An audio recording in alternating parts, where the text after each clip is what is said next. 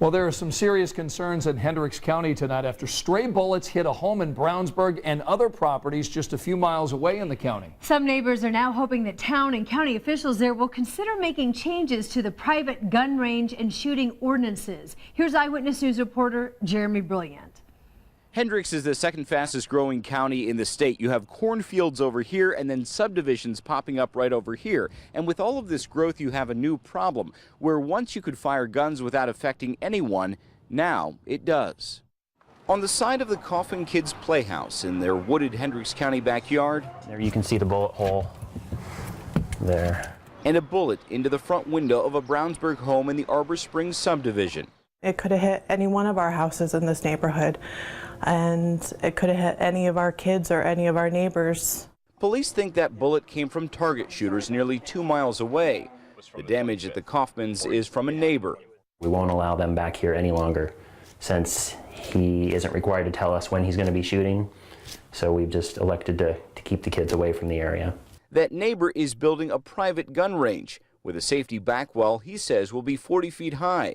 I think it's really just up to the shooter to make sure that he's shooting so in a safe and responsible manner. And is that what you're trying to do?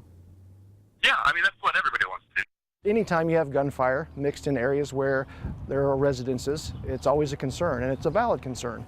And while the sheriff says most shooting on private property is perfectly legal, the influx of population may require a fresh approach. Perhaps now's the time that we need to start having the discussion about a county ordinance. I kind of welcome the opportunity for us to get to sit down and perhaps as community leaders decide how we want to handle this in Hendricks County. In the meantime, neighbor John Monser is going door to door. If you're interested in stopping this, because it is at the back of the yard. Though a gun owner himself, he doesn't want to live in the line of fire. There's also a factor of safety, and is it safe? It's sad, but you almost have to wait till something happens, and then you can stop it. But I want to stop it beforehand. In the Brownsburg case of the bullet into the window, the prosecutor will ultimately decide if charges should be filed. But in the case of the private gun range being built on private property, the sheriff says the homeowner is doing nothing illegal and that currently the only recourse for the neighbors is to file a civil lawsuit. In Brownsburg, Jeremy Brilliant, Channel 13 Eyewitness News.